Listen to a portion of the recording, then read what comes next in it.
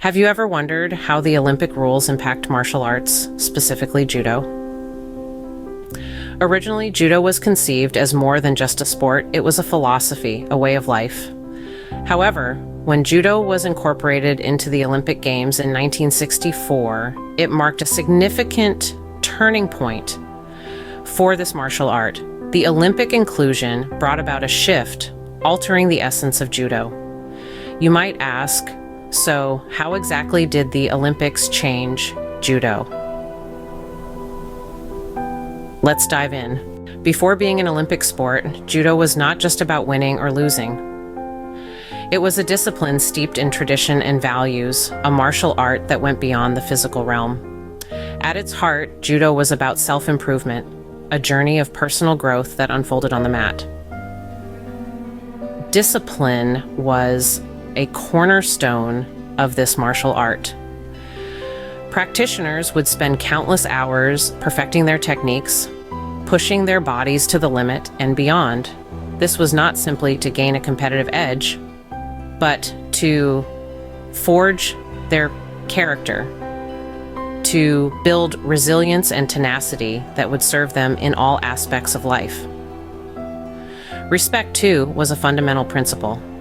A judoka or judo practitioner was expected to show respect not only to their opponents, but also to the dojo, their sensei, and the very art of judo itself. This respect was woven into the fabric of the art, making it more than just a sport, but a way of life. But with the Olympics, this all started to change. Once judo became an Olympic sport, the focus shifted from self-improvement to winning medals. It was a seismic shift, a tectonic change that altered the very landscape of the sport.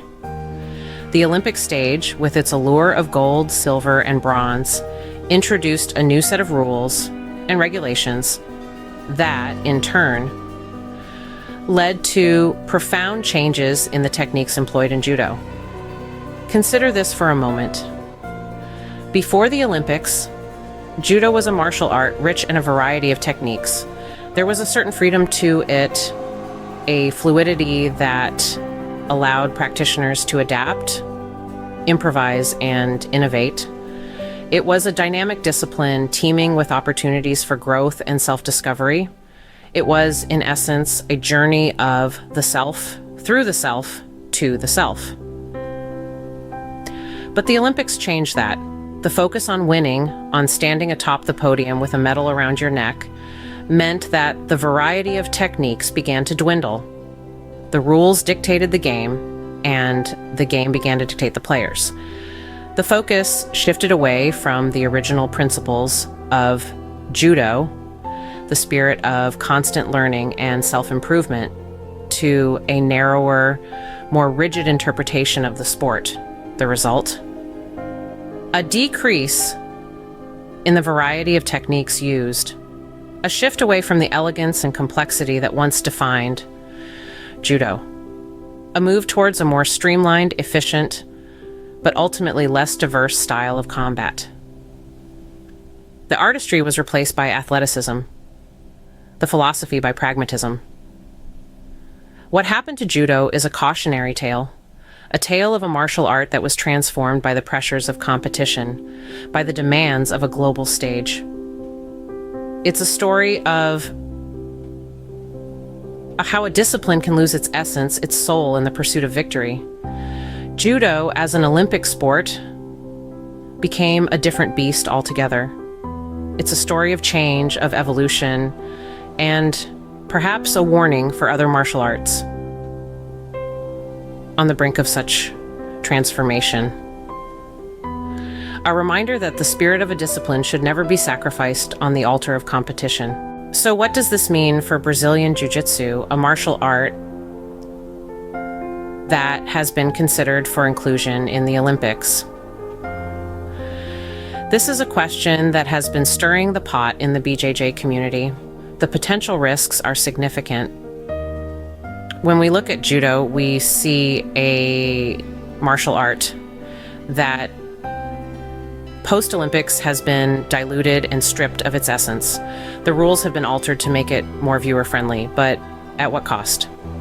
In the case of Brazilian Jiu-Jitsu, inclusion in the Olympics could mean the same fate. The intricacies and complexities that make BJJ a unique martial art could be reduced to a set of simplified rules to cater to the masses. The focus could shift from the art and technique to the spectacle, threatening the very soul of the sport. We need to tread carefully.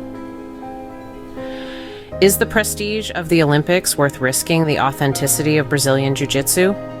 The question remains, should BJJ follow the path of Judo and risk losing its soul?